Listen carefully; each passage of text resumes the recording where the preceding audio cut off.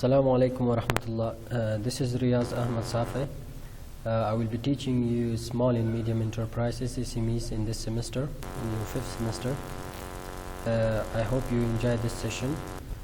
This subject is very interesting subject as far as business is concerned. You know, most of the businesses are like in small size or medium sized businesses.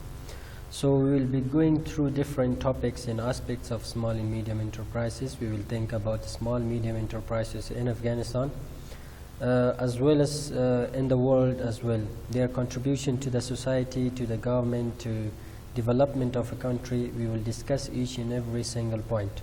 So if you have any suggestion or objection, you are most welcome to ask. You are most welcome to share with me. So we start our first lecture, small and medium enterprises. Let's see what the research or professors are saying about this subject. Now, small and medium enterprises are non-subsidiary independent firms which employ fewer than a given number of employees. It depends on countries. Some countries have different figures, and some countries are different from another. So it depends on countries. Let's say, for example, Afghanistan law says that any company which has employees less than 20 individuals are considered as a small companies, or any company over 20 until 150s are, let's say, medium size over. So it depends on countries.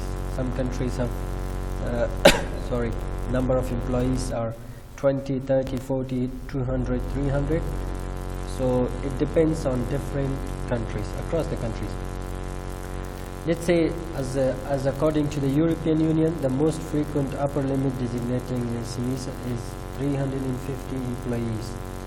So, however, some countries set the limit to 200 employees, while the United States considered SME to include firms with fewer than 500 employees. So in US, any company which has fewer than 500 employees, they are considered as SMEs, small and medium enterprises. In European Union, it's 300. Some countries has 200 limit, and some countries might have over.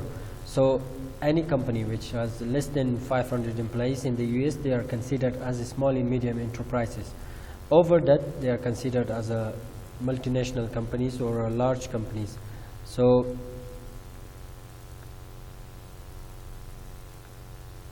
this is one issue. Next one, small firms are generally those with fewer than 50 employees.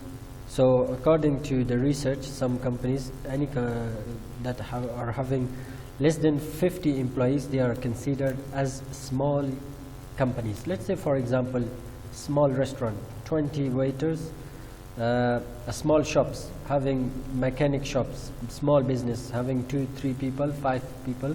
So they, as a law, they are considered as small companies. So let's say, according to the research which was done in 2017, it says that there are approximately 35 to 45 million formal non-agriculture SMEs globally. So it means in whole world, the research says that there are 35 to 45 million SMEs. Non-agriculture mean which are not in agriculture sector. So they didn't include the agriculture SMEs. So there are other SMEs in different sectors, education, let's say food, healthcare, or any other sector, transportation. So there are 35 to 45 million SMEs in the world. Now, in developing countries, 50% of jobs are done by SMEs. Now, let's say in Afghanistan, I think we will come to Afghanistan later on. So most of the jobs are created by SMEs. If you see, there are very small number of big companies in Afghanistan which has, let's say, 1,000, 2,000, 3,000 employees. There are very few we have. So same thing happened. Most of the countries are depending on SMEs. Small medium enterprises are generating the highest rate of employment in a country. They are contributing to their economy by paying tax, by corporate social responsibility by different, let's say India. It's a very big country. They have a small SMEs in the world as well. Now, as far as women are concerned, imagine one of the fastest growing segments within the SME sectors. And females are now running businesses in different parts of the world. So they are having small and medium companies in the world as well. In India, in Dubai, Emirates, Europe, in other countries, they are contributing to the society. Even in Afghanistan, there are some females running the businesses, running restaurants, they are having online shops, they are having beauty parlors, they are having tailoring businesses, they are running education, schools, institutes, so they are contributing to the society in the country. Now, small and medium enterprises in Afghanistan. Now, as we know, because of the US invasion in 2001, Afghanistan economy has turned to a market economy. Before it was changed, so we didn't have that market. So now the private sector, 85%, it's made of small and medium enterprises. A report which was conducted by Mashal 2014, they say that 85% of private sector are small and medium enterprises in Afghanistan. So the companies which we have, 85% of them are small and medium enterprise, small and medium companies, was defined as an engine of growth. So these companies, these companies are contributing to the economy of Afghanistan by paying tax, creating job employment, contributing to the social, corporate social responsibility, contributing to the society through different means of charity, planting trees, helping some other healthcare organizations, building roads, water pipes, or something else. So we have 85%. As you can see by your own eyes, that when you go to university anywhere, you just see small companies or medium companies, shops, restaurants, cafes, let's say institutes, private schools, productions, water, or any other company. So in Afghanistan, 85% are made of small and medium enterprises. Now, females, we have some restaurants which are done by female entrepreneurs. They are having good restaurants, or they are running good businesses. So they are contributing to the society as well. Most of the females, as we know, they are having beauty parlors in different parts of Kabul. So they are considered as a small companies or small businesses or medium businesses which are having a number of employees. Now we have online shopping which are done from home with a free delivery. So that's what our small and medium companies are in Afghanistan. So from the research, we know that 85% private sectors are small and medium companies in Afghanistan. We have very small companies of chips, or we have fizzy drinks, we have juice, we have let's say any other biscuits. There are small companies in Kabul industrial area, Bagrami, or there are industrial companies in Herat, Mazar, or maybe Jalalabad. So they are producing. So what will happen when we say 85% of companies, means that most of the employment are generated by the small and medium enterprises or companies in Afghanistan. So if we consider, every restaurants are having 10 to 20 waiters, so they are creating a job, they are creating for employment. So every country, they have their own employment rate, unemployment rate, how many millions are unemployed in Afghanistan. They are willing to take risk and leave their countries and go to someone else, become a refugees. Why? Because of not having a proper job. So the unemployment rate is very high in our country, unfortunately. So most of the countries, they are trying to decrease their unemployment rate. So by creating different small businesses, small companies, supporting communities. So now we see that by our own eyes, there are small TV channels, there are small companies, healthcare, education, private sectors, telecom, So they are generating a lot of job opportunity for Afghan youth, for male and females as well. They are good entrepreneurs as well, so they are running a business and taking risk. Now let's see, when we consider that employment opportunities in Afghanistan, regarding large companies, we are having very few companies. I think might be Alakoza may be the biggest. This is my own idea.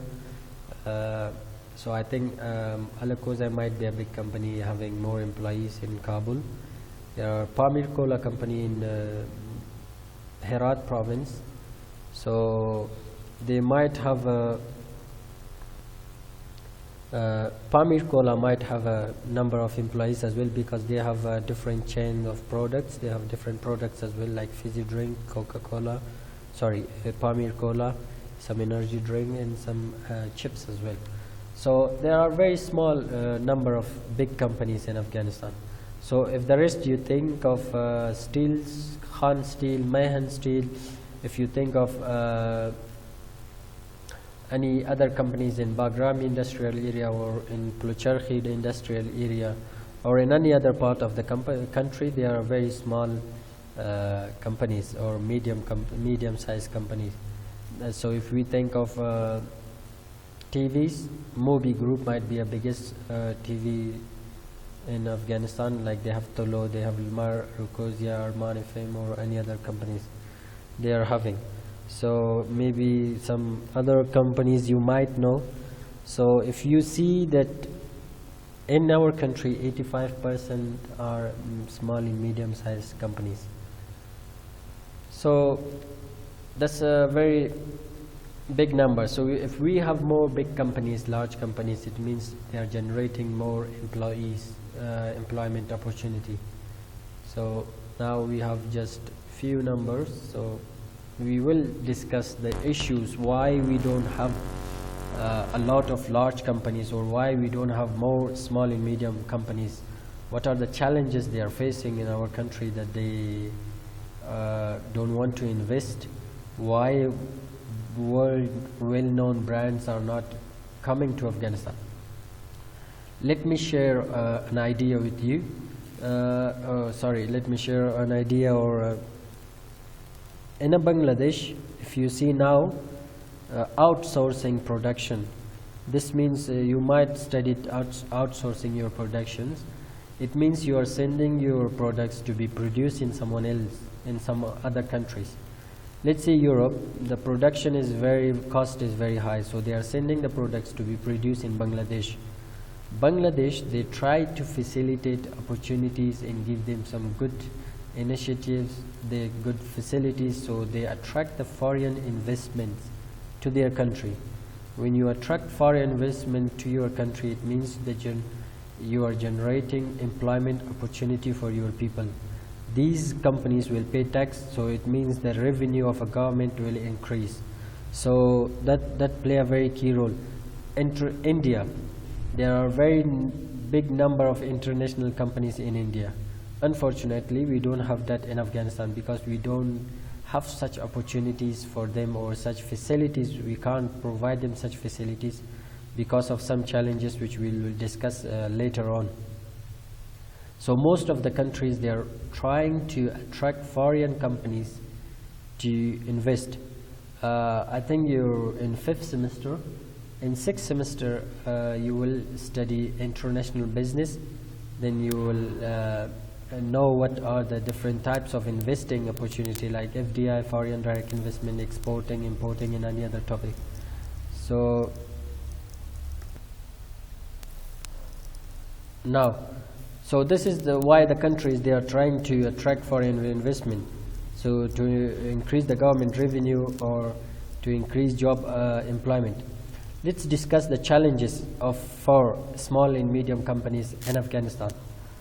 Now, the biggest challenge which most of these companies, owner or entrepreneur, are facing is security. Life threats, kidnapping, all these issues, suicide bombs, and all these issues are biggest threat for them in Afghanistan.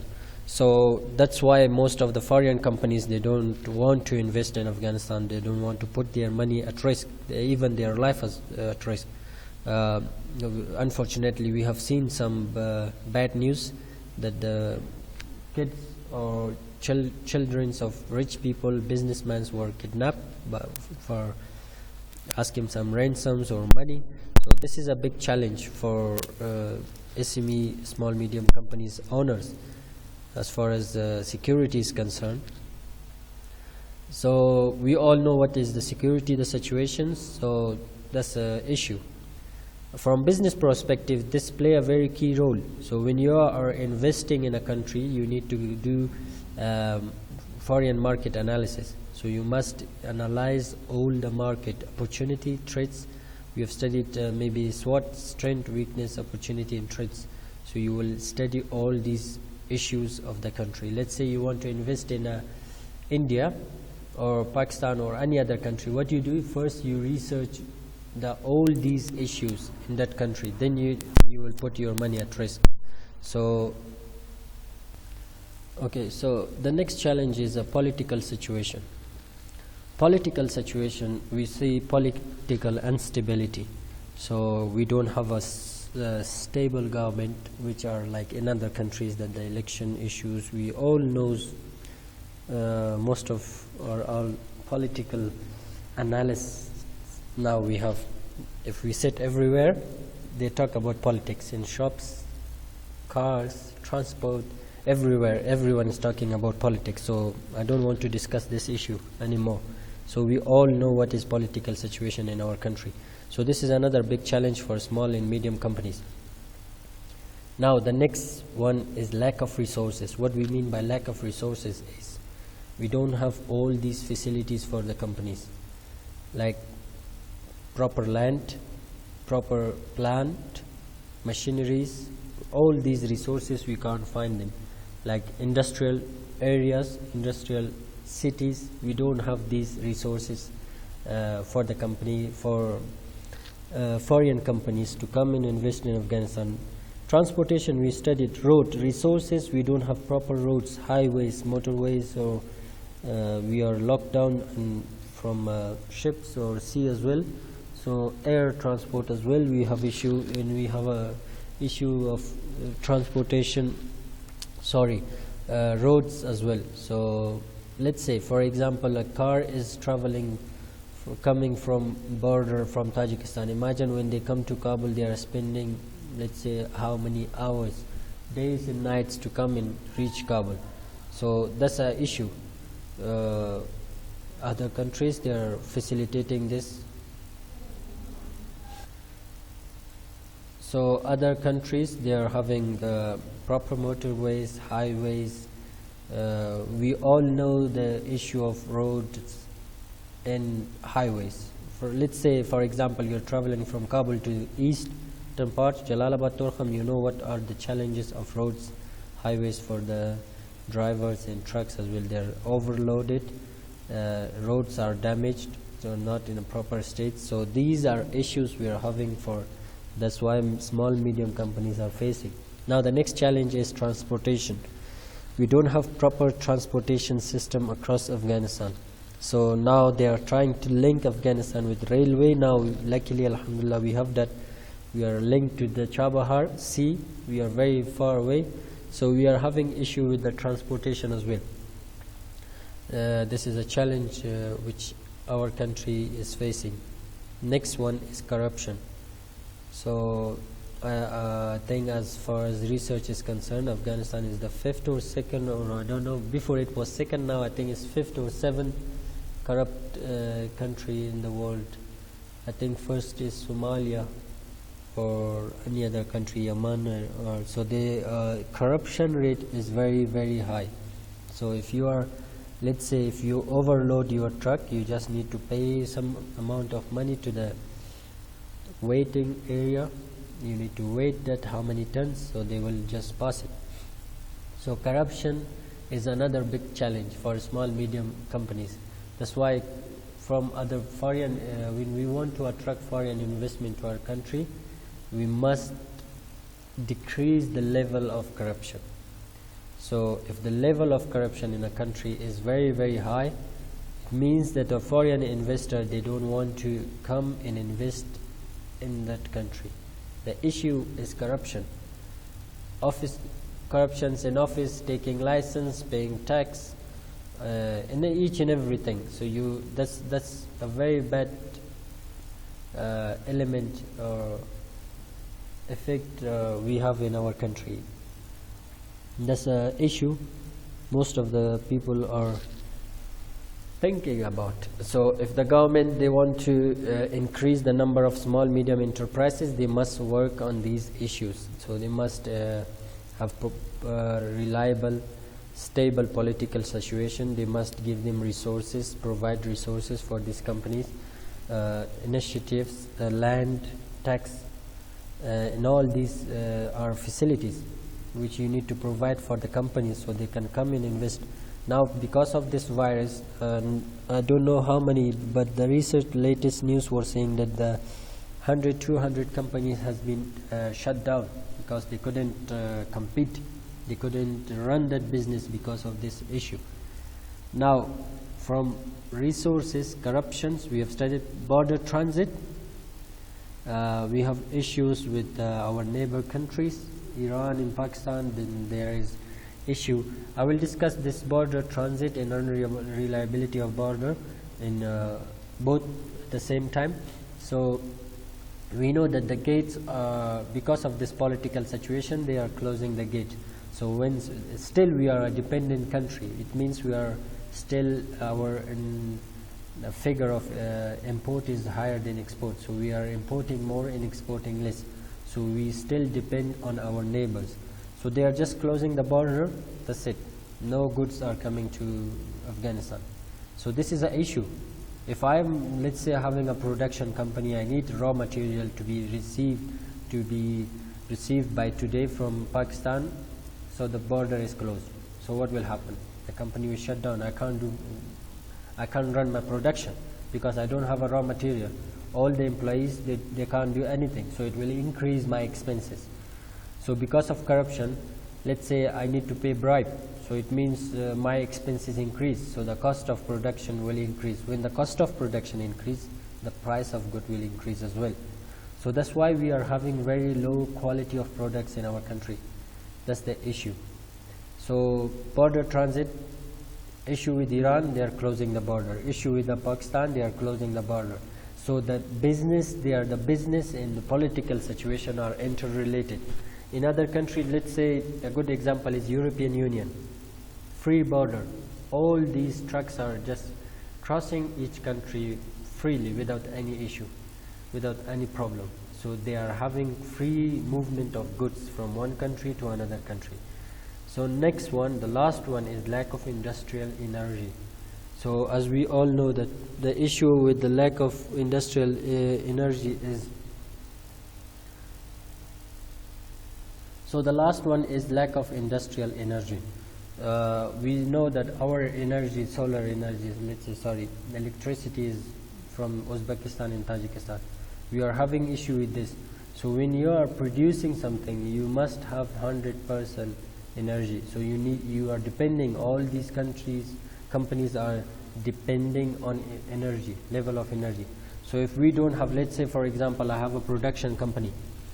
I want to produce something, and today we don't have electricity, 24 hours we don't have electricity, so I must have some other source.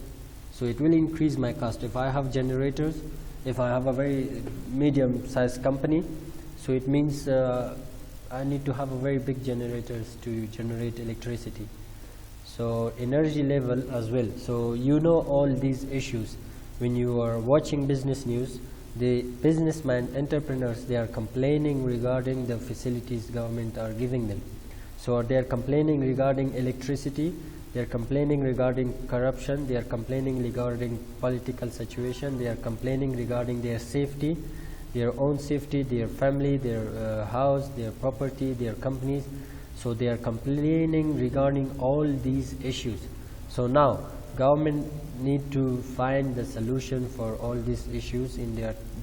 They must try to facilitate or give them opportunity for small companies to run.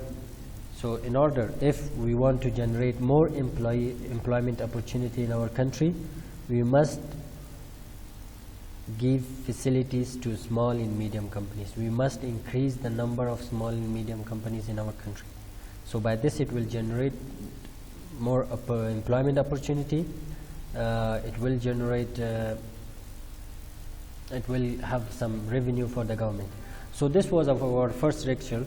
Overall, we must know small medium enterprise company. We studied in the world as well. It depends on number of countries. Some have 500 employees. Less than 500 employees are considered as SME in USA, 350 in European Union. We studied SME. 85% of economy in Afghanistan are private sectors, are small medium companies. We studied the challenges in our country as well. So the next lecture we will discuss about entrepreneurs and other issues. If you still have an issue, you are most welcome to send me an email. If you didn't understand this lecture, you can ask me. Thank you very much. Take care.